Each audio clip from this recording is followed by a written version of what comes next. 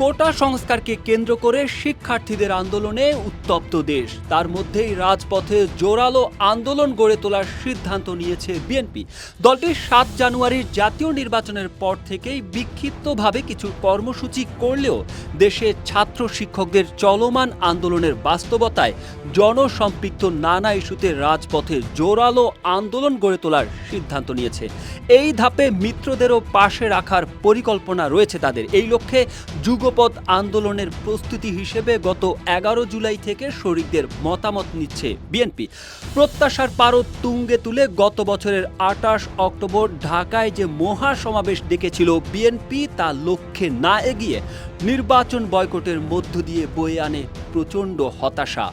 গত ৬ মাস ধরে সে হতাশার বৃত্ত থেকে দলের নেতাকর্মীদের বের করে আনার চেষ্টা চালাচ্ছে বিএনপি।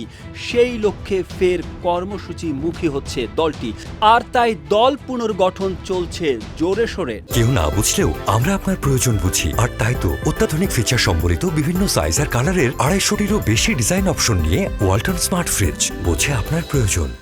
নতুন নেতৃত্ব দিয়ে সাজানো হচ্ছে সংগঠনের বিভিন্ন স্তর। এর পাশাপাশি রাজপথে আবারও প্রভাব ফেলতে চায় সরকারের মূল প্রতিদ্বন্দ্বী হিসেবে বিবেচিত এই দলটি। চাঙ্গা করতে চায় যুগপৎ আন্দোলনও। বেগম খালেদা জিয়ার নিঃশর্ত মুক্তিসহ ৫ ইস্যুতে শিগগিরই আসছে এক গুচ্ছ কর্মসূচি। এর অংশ হিসেবে চলতি মাসে ঢাকায় ২টি সমাবেশ সহ সারা দেশে ৩ থেকে ৪টি কর্মসূচি আসতে পারে। প্রতিবেশী দেশ ভারতকে রেল করিডোর দেওয়া সহ স্বার্থ বিরোধী নানা চুক্তির প্রতিবাদে কালো পতাকা মিছিলের মতো কর্মসূচি দেওয়ার পরিকল্পনা করা হচ্ছে। গত শনিবার বিএনপির হাইকমান্ডকে দলের যুগ্ম মহাসচিব ও সাংগঠনিক সম্পাদকরা এমন এক গুচ্ছ কর্মসূচির প্রস্তাব দিয়েছেন। আজ রাতে দলের স্থায়ী কমিটির বৈঠকে এসব কর্মসূচি চূড়ান্ত হওয়ার কথা রয়েছে। সংশ্লিষ্ট সূত্র জানিয়েছে, যুগপৎ আন্দোলনের শরিকদের সাথে চলমান বৈঠক শেষ হওয়ার পরপরই নতুন কর্মসূচি ঘোষণা করা হবে।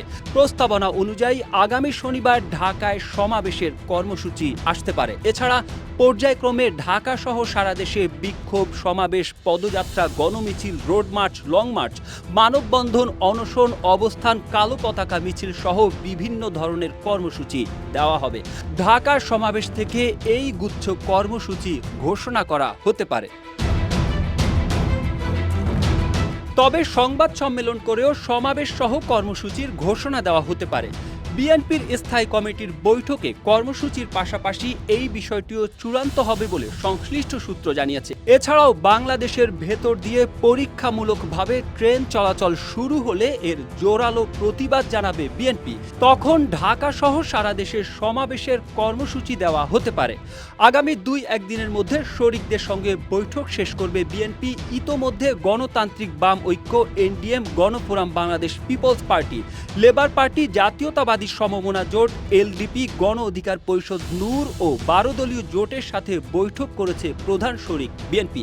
সেখানে তারা নানা কর্মসূচির পরামর্শ দিয়েছেন। এগুলোর মধ্যে ঢাকায় সমাবেশ ও বিক্ষোভ মিছিলের মতো প্রচলিত আন্দোলনের পাশাপাশি ঢাকা থেকে দেশের ৩ প্রান্ত অভিমুখী রোড মার্চ কর্মসূচি দেওয়ার প্রস্তাবও রয়েছে তাদের। সব মিলিয়ে এখন থেকে আবারও রাজপথে সোচ্চার হবে বলে মনে করছে বিএনপি।